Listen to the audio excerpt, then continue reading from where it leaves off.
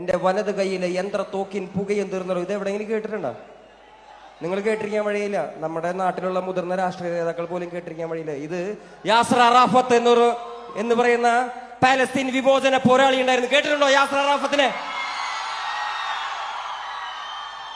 യാസർ അറാഫത്ത് UN-ന്റെ ചർച്ചയിൽ പോയിട്ട് ജനങ്ങളോട് മിണ്ടിയത് ഇങ്ങനെയായിരുന്നു: എൻ്റെ ഇടത് കൈയിൽ ഒരു ഒലിവിന്റെ ചില്ലയും എൻ്റെ വലത് കൈയിൽ സ്വാതന്ത്ര്യ സമര സേനാനിയുടെ പോരാളിയുടെ കലാഷ്നിക്കോവ് യന്ത്രത്തോക്കുമായിട്ടാണ് ഞാൻ വന്നിരിക്കുന്നത്.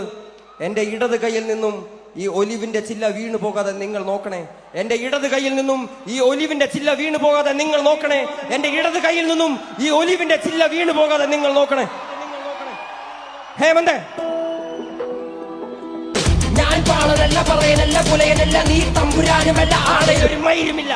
യാസർ അറഫാത്തെ ഇന്നും ഇന്നലെയും പറഞ്ഞ കാര്യമല്ല കേട്ടത്. വേടൻ വെറുതെ മാധ്യമങ്ങളുടെ ശ്രദ്ധ പറ്റിപ്പെടുക്കാൻ വേണ്ടിയിട്ട് ഉണ്ടാക്കിയിട്ടുള്ള ഒരു കഥയല്ല. ഇന്നും ഇന്നലെയല്ല, 48 കൊല്ലങ്ങൾക്ക് മുമ്പ് യാസർ അറഫാത്ത് UN-ന് പ്രസംഗിച്ചിട്ടുള്ള ഒരു കാര്യമാണ്. എൻ്റെ ഒരു കയ്യിൽ ഒലിവിൻ്റെ ലീഫ് ഇലകളുണ്ട്, ഒരു കയ്യിൽ തോക്കുണ്ട്, അതിൽ ഒലിവിൻ്റെ ഇലകൾ എൻ്റെ കയ്യിൽ നിന്ന് വീഴാണ്ട് നോക്കണേ എന്ന് 1974 74 പറഞ്ഞിട്ടുള്ള കാര്യമാണ്. 48 കൊല്ലങ്ങൾക്ക്. അതായത് യാസർ അറഫാത്ത് ആരാന്ന് ഇപ്പോൾ പലർക്കും അറിയില്ല. നമ്മളെ ജെൻസി അല്ലെങ്കിൽ ന്യൂ ജെൻ പിള്ളേർക്കൊന്നും യാസർ അറഫാത്ത് ആരെന്ന് ഒരിക്കലും അറിയാൻ പോകുന്നില്ല. നമ്മൾ ഇന്ന് കാണുന്ന വെറും ഗാസ മാത്രമല്ലായിരുന്നില്ല പലസ്തീൻ. പലസ്തീൻ നമ്മുടെ വലിയൊരു രാജ്യം ഉണ്ടായിരുന്നു. 1948-49 കാലം മുതൽ അവിടെ ഇസ്രായേൽ പിടിച്ചടക്കാൻ വേണ്ടിയിട്ട് യുദ്ധങ്ങൾ സ്റ്റാർട്ട് ചെയ്തു. ആ ഒരു പലസ്തീൻ എന്ന് പറഞ്ഞ രാജ്യം വെറും ഒരു ഗാസ മുനമ്പായിട്ടുള്ള 45 ചതുരശ്ര കിലോമീറ്ററിലോട്ട് ഒതുങ്ങിയ ഒരു സ്ഥലമല്ല പലസ്തീൻ. അല്ലെങ്കിൽ ഹമാസ് കൈയടക്കി വെച്ചിട്ടുള്ള, ഭീകരർ കൈയടക്കി വെച്ചിട്ടുള്ള ഒരു വെറും ഒരു സ്ഥലമല്ല പലസ്തീൻ എന്ന് പറഞ്ഞിട്ടുള്ളത് നമ്മുടെ നാട്ടിലെ ജൻസികളായിട്ടുള്ള ആർക്കും അറിയില്ല. കൂട്ടത്തിൽ സംഘികളായിട്ടുള്ള സംഘപരിവാർ വാണങ്ങളായിട്ടുള്ള ഒരു ഡാഷുകൾക്കും അറിയില്ല. ആകെ അവർക്ക് അറിയാവുന്നത് ഏതോ ഒരു ഹമാസ് എന്ന് പറഞ്ഞ ഭീകര സംഘടന അടക്കി പിടിച്ചിട്ടുള്ള ഏതോ ഒരു രാജ്യം, മോദിജി വാനോളം പുകഴ്ത്തുന്ന ഇസ്രായേൽ, അല്ലെങ്കിൽ ഇസ്രായേലിൻ്റെ പ്രധാനമന്ത്രി നെതന്യാഹുവിന്, അല്ലെങ്കിൽ നമ്മുടെ ബ്രണ്ടായിട്ടുള്ള ട്രംപിന് വേണ്ടിയിട്ട് സുഖവാസ കേന്ദ്രം നടത്താൻ വേണ്ടിയിട്ട് യുദ്ധം ചെയ്യുന്ന വെറും ഒരു മുനമ്പ് മാത്രമായിട്ടാണ് ഈ പറഞ്ഞ പലസ്തീനെ കണ്ടത്.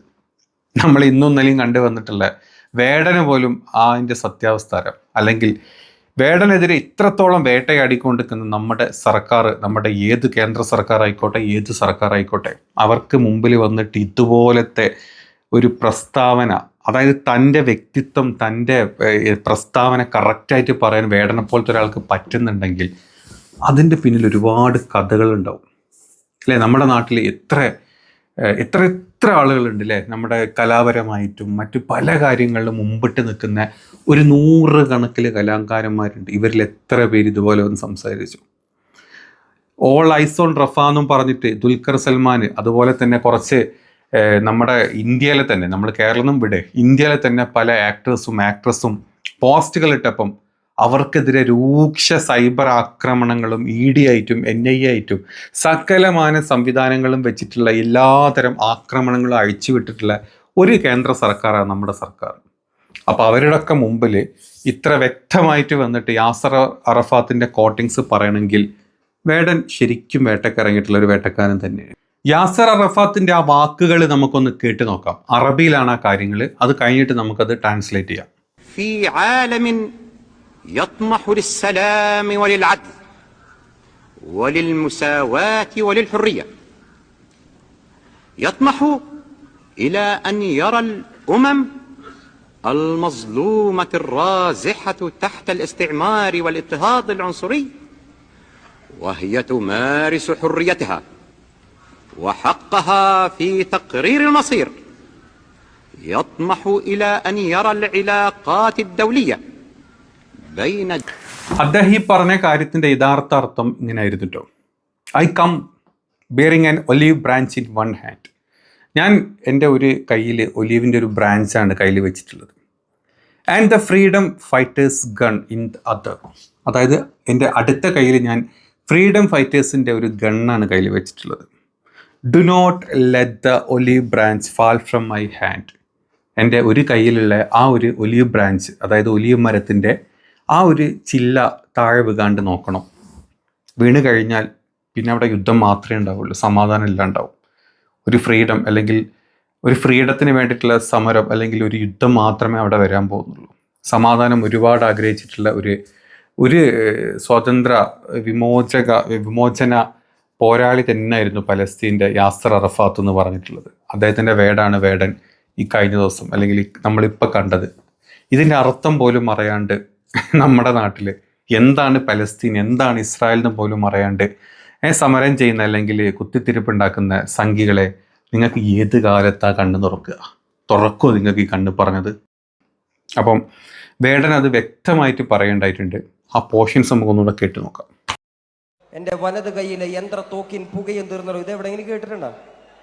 നിങ്ങൾ കേട്ടിരിക്കാൻ വഴിയില്ല. നമ്മുടെ നാട്ടിലുള്ള മുതിർന്ന രാഷ്ട്രീയ നേതാക്കൾ പോലും കേട്ടിരിക്കാൻ വഴിയില്ല. ഇത് യാസർ അറാഫത്ത് എന്ന് പറയുന്ന പാലസ്തീൻ വിമോചന പോരാളി ഉണ്ടായിരുന്നു. കേട്ടിട്ടുണ്ടോ യാസർ അറാഫത്തിനെ? യാസർ അറാഫത്ത് UN ചർച്ചയിൽ പോയിട്ട് ജനങ്ങളോട് മിണ്ടിയത് ഇങ്ങനെയായിരുന്നു: എൻ്റെ ഇടത് കൈയിൽ ഒരു ഒലിവിന്റെ ചില്ലയും എൻ്റെ വലത് കൈയിൽ സ്വാതന്ത്ര്യ സമര സേനാനിയുടെ പോരാളിയുടെ കലാഷ്നിക്കോവ് യന്ത്രത്തോക്കുമായിട്ടാണ് ഞാൻ വന്നിരിക്കുന്നത്. എൻ്റെ ഇടത് കൈയിൽ നിന്നും ഈ ഒലിവിന്റെ ചില്ല വീണു പോകാതെ നിങ്ങൾ നോക്കണേ. എൻ്റെ ഇടത് കൈയിൽ നിന്നും ഈ ഒലിവിന്റെ ചില്ല വീണു പോകാതെ നിങ്ങൾ നോക്കണേ.